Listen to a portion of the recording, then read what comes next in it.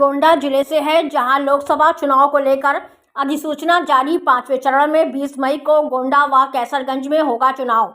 मतदान और 4 जून को होगी मतगणना। आदर्श चुनाव आचार संहिता लागू है।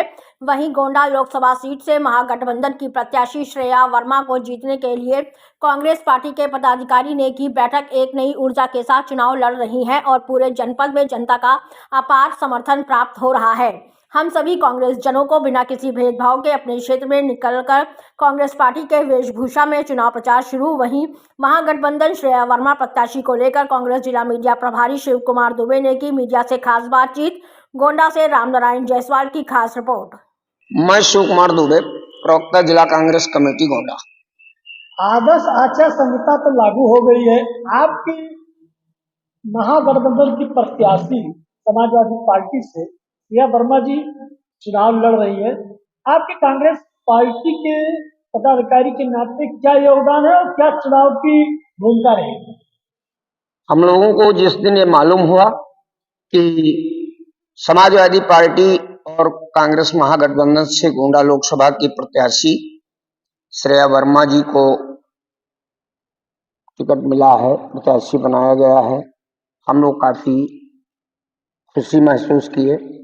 और उसी दिन से हम लोग गठबंधन धर्म को निभाते हुए श्रेया वर्मा की जीत सुनिश्चित करने के लिए हमारी पूरी पार्टी तन मन धन से लगी हुई है।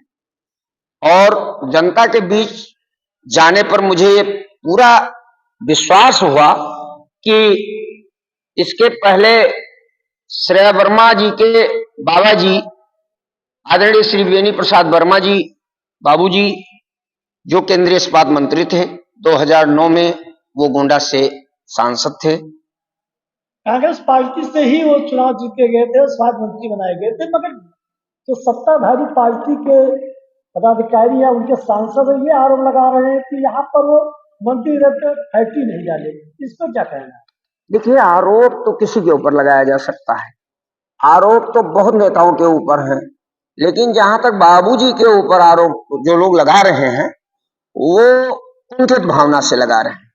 जैसा कि आप जानते हैं कि वो गोंडा से सांसद हुए और भारत सरकार में वो केंद्रीय इस्पात मंत्री बनाए गए। केंद्रीय इस्पात मंत्री होते हुए भी जितना समय उन्होंने गोंडा का सांसद होने के नाते समय दिया और जितना काम कराया, शायद मेरी समझ से किसी सांसद ने नहीं कराया। जहां तक आरोप की बात है तो आरोप तो लगते रहते हैं, लेकिन सच्चाई दिखती है।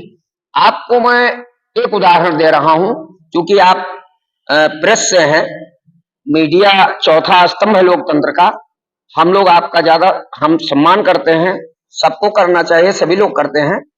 विकास भवन आप जाते होंगे, वहां सीसी रोड बनी हुई है। वह सीसी रोड बाबूजी ने ही बनवाया था 2009 में अपने संसदीय निधि से, और आज तक वो सड़क नहीं टूटी है। बाकी मैं देख रहा हूं कि जितनी भी सड़कें बनाई जाती हैं, सांसदों और विधायकों की बात तो छोड़िए, हाईवे आप देख लीजिए जो बना है, जगह जगह गड्ढे हैं, उनको यह सरकार नहीं ठीक करा पाई। और जहां तक बाबूजी की बात है, उनके ऊपर निराधार आरोप है। बाबूजी ने गोंडा को बहुत ही कुछ दिया और वो आगे भी देते। दुर्भाग्य था कि 2014 में वो चुनाव हार गए। और मैं आपसे ये आपके माध्यम से जो बाबूजी के बारे में टीका टिप्पणी करते हैं, उनको मैं संदेश देना चाहता हूं कि अब वो घबराए ना।